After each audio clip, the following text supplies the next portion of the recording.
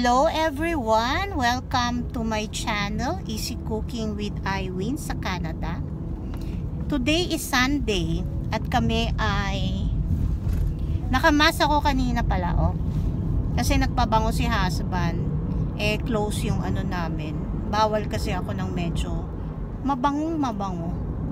So, ngayon nga ay papunta kami ng Seafood City. O sabihin nyo na naman, ako Seafood City na naman. Actually, kasi meron po silang festival ngayon. Ang tawag yata dun is Taste of the Philippines. Parang gano'n Mamaya papakita ko. Nag-start yun kahapon, last day today. And makikiusyoso lang kasi every time na meron silang festival, lagi ako nagkakamali. Kasi usually Sunday kami pwede kasi kahapon nga si husband ay nag-overtime.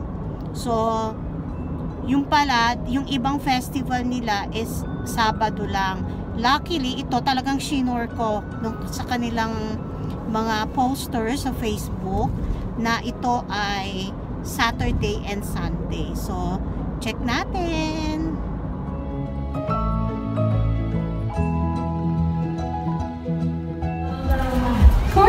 Dito na kami dun sa festival ng Seafood City. Yes, we're into dancing as well. So, we're opening our dance studio sa A&G.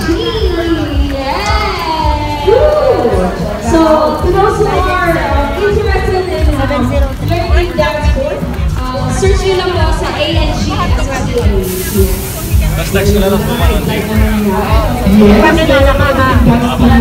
Ano yung pakalo? Hello! Kasi mo? Pag ulit makagaling pa, ay, of course, we have here A&G Associates. Yes! And then, of course, we also have... Thank you. Thank you, Charo. Ayaw mo nun. Hi, good afternoon! Bakit nasa picture?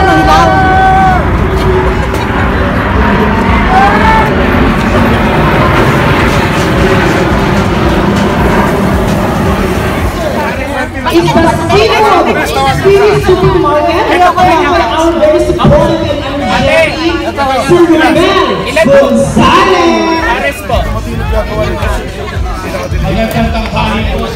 Ito po yung kalog nga. Ayun merong coupon ng pambayad, $1 isa yan. So, bumili kaming 50. Isang ticket.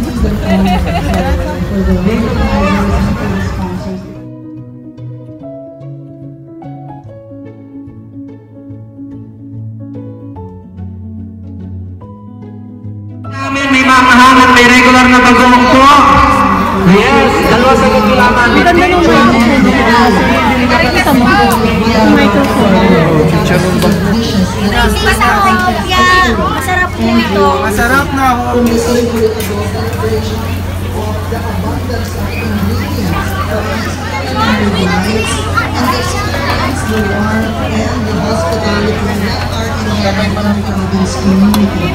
These entrepreneurs have worked tirelessly to bring My question po, you buy some Pacific Hut, you get a free raffle.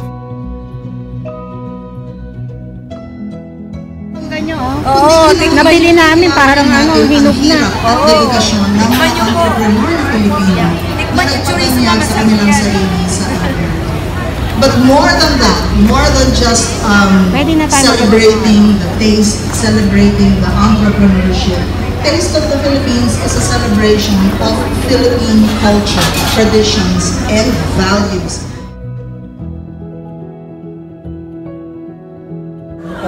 So Filipino cuisine is meant to be shared and enjoyed with loved ones, embodying the spirit of bayanihan or community cooperation. And Filipino-owned businesses work tirelessly to provide excellent services and quality products to their customers, showing the value of hard work. So, ano po ba? What are the initiatives? Of course, we have here the spirit and support of the Filipino community. Here in Canada. Mapadali ang credentialing, mapadali ang pag-credit sa kanila dito. Kasi there's 20 members really. So,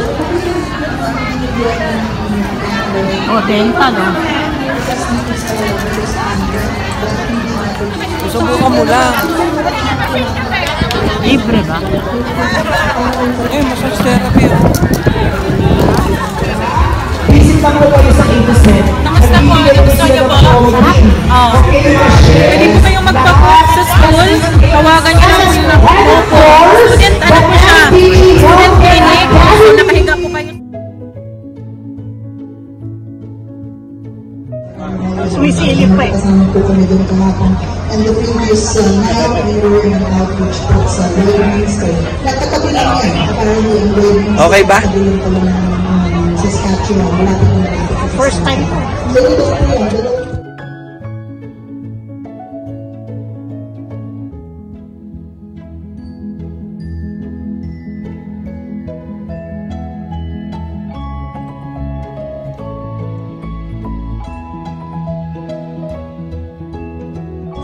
Restaurant, Seafood City. Sorry, grabe lang pa kay Darren. Super! Sarap, libre pa. Ang bait ni ate. Ang pangalan mo ate? Carol po. Carol. Tingnan mo si Carol po. Pakita mo si Carol. I have joined Nagpa-vlog ako. I would recommend Switch Rice. Maybe call in Miss Sabina Santua from MTG Healthcare Academy.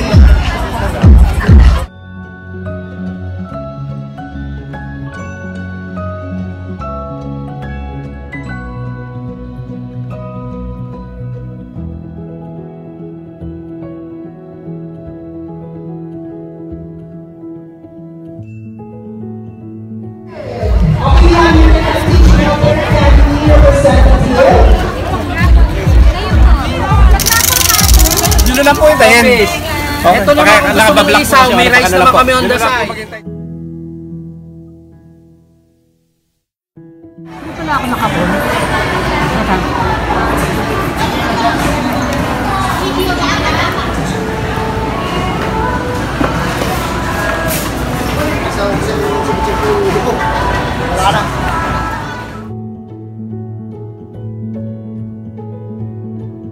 Sarap?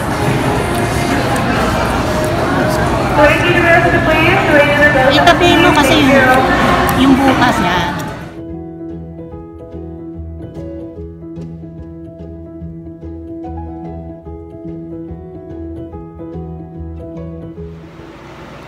Good morning! Monday ngayon.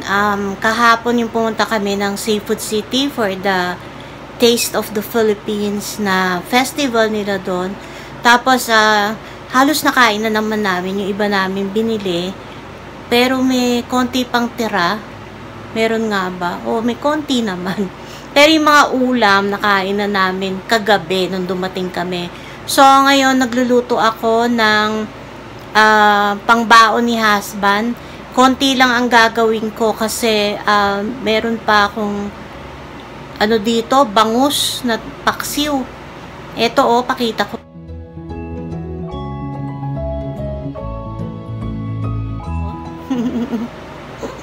Ayan. Tapos, eto kaya nagluluto ako ngayon ng baon niya. At saka lunch namin. Yan. Nagpapakulo muna ako ng ito yung hugas bigas, tapos meron siyang kamatis. Marami akong salmon belly, pero hindi ko to lahat iluluto. Kasi minsan madaling, yung nakakasawaan ba, lagyan ko muna ng konting salt, pepper. Actually, marami naman ako nakikitang nagluluto nito. Kaya ito naman parang hindi naman kumbaga madalian lang. Alam nyo na kung paano. Yung parang buhay lang namin dito. Ang pinapakita ko sa inyo minsan. So, kailangan lang lumambot ito at pisa-pisain ang ating kamatis. Wala akong miso kasi gusto ko sinigang sa miso. Pero wala na, hindi pala ako nakabili ng miso kahapon. So, pure sinigang na lang to. Lagyan na rin natin ng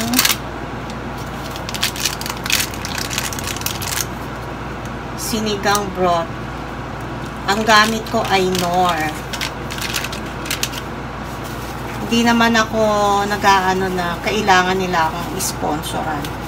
Siyempre malabo naman mangyari. Kaya lang ito ay kung ano ang ginagamit ko, yun ang sinasabi ko sa inyo, even the brands. Kasi yun yung para malaman nyo na yun yung lasa nung kinakain ko, ha?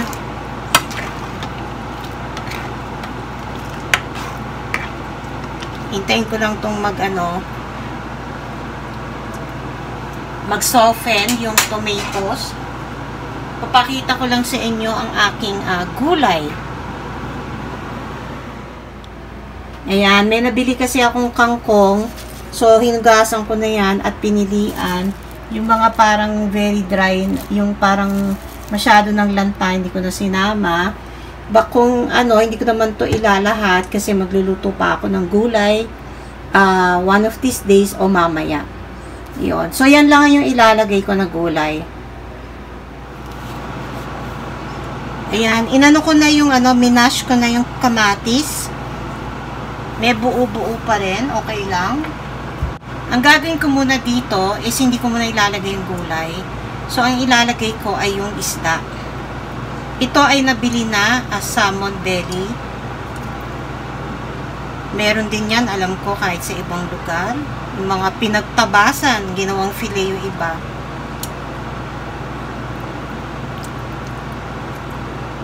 Yan, okay na to. Yung iba, isi-ziplock ko at i-freezer. Ito yung sobra pa, i-freezer ko yan. Lakasan ko lang muna ng konti to. Pag naluto na, kasi we don't want this overcooked, kapag naluto na ang salmon, tatanggalin ko bago ko iluluto ang kangkong.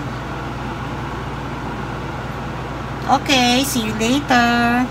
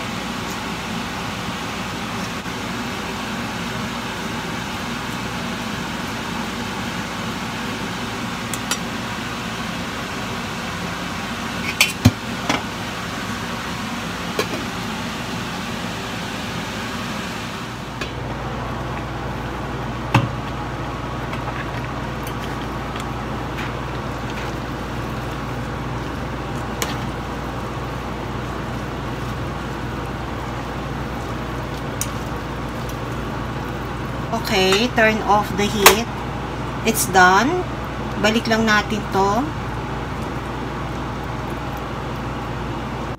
Pero, na to? Tatanggalin ko na din to sa mainit. Kasi yung, baka ma-overcook naman yung, yung ating gulay. Yan. Finish na.